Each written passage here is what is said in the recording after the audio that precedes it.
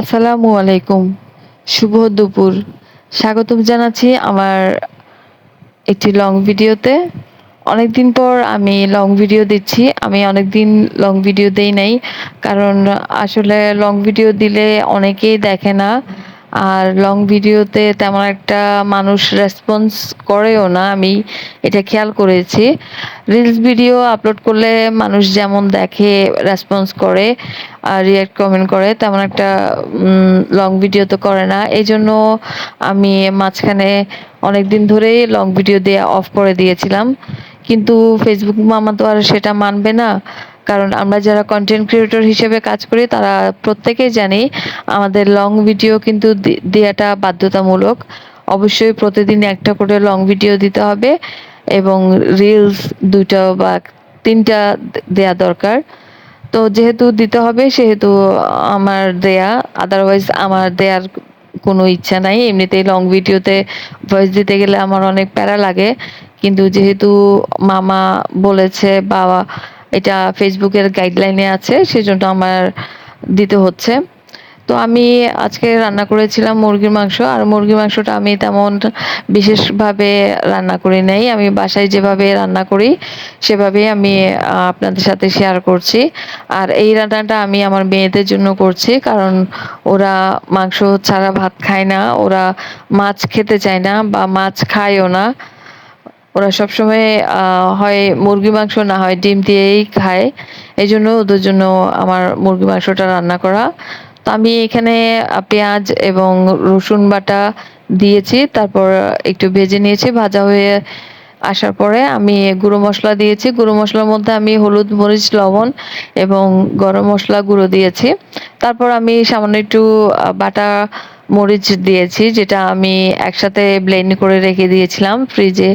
আমি এটা স্টোর করে রাখি আমি রান্নার মধ্যে ব্যবহার করার জন্য। এরপর আমি মসলাটাকে ভালো করে মিক্স করে আমি কষিয়ে নিচ্ছি। আপনারা দেখতেই পাচ্ছেন মসলাটা মোটামুটি কষানো হয়ে গেছে। এখন আমি একটু পানি দিব যাতে মসলাটা লেগে না যায়। পানিটা দিলে আর মসলাটা পুড়ে যাবে না।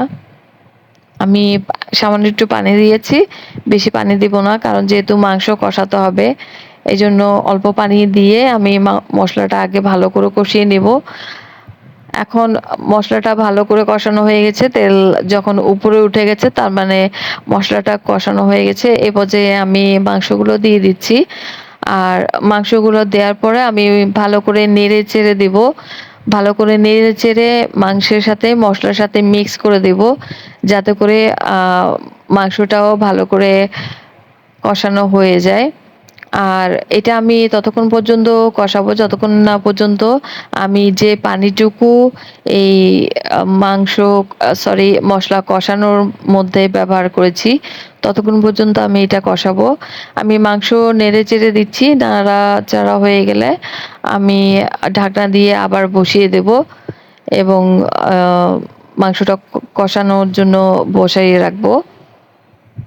এবার আমি ঢাকনা দিয়ে দেব এবং অপেক্ষা করব মাংসটা কষানো হওয়ার জন্য। এবার ঢাকনাটা তুলে দেখব কি অবস্থা। মোটামুটি মাংস কষানো হয়ে গেছে। এখন আমি ঝোল দিয়ে দেব।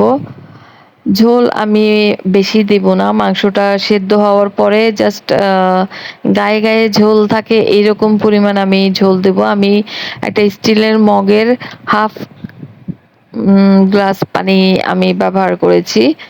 কারণ আমি ঝোল পছন্দ করি না বা আমার বাসায় কেউ ঝোল খেতেও চায় না। আমার বাসায় তরকারিটা গ্রেভি হলেই ভালো লাগে। আর ঝোল খাওয়ার ইচ্ছে হলে আমি আলাদাভাবে ঝোল তরকারি রান্না করি। আমি এখানে ঝোল দিয়ে দিয়েছি। এবার আমি আবার ঢাকনা দিয়ে দিলাম। ঢাকনা দিয়ে এবার অপেক্ষা করব মাংসটা সিদ্ধ হওয়ার জন্য। এখন আমি ঢাকনাটা তুলে দেখলাম মোটামুটি অনেক পানি শুকিয়ে গেছে। মাংসটাও প্রায় সিদ্ধ হয়ে আসছে। পুরোপুরি সিদ্ধ হয় নাই এখনো। তো ভিডিওটা যখন যেহেতু লম্বা হয়ে যাবে এজন্য আমি ভিডিও শর্ট করার জন্য আমি শেষ পর্যায়ে চলে আসছি। আমার মাংস রান্নাটা মোটামুটি শেষ। এবার আমি ভাজা জিরা গুঁড়ো দিয়ে দিয়েছি। এখন আমার মাংস রান্না শেষ। এখন আমি নামিয়ে নেব। তো যারা যারা আমার ভিডিও দেখেন তাদের প্রত্যেককে অনেক অনেক ধন্যবাদ এবং সবার প্রতি আমি অনেক কৃতজ্ঞ।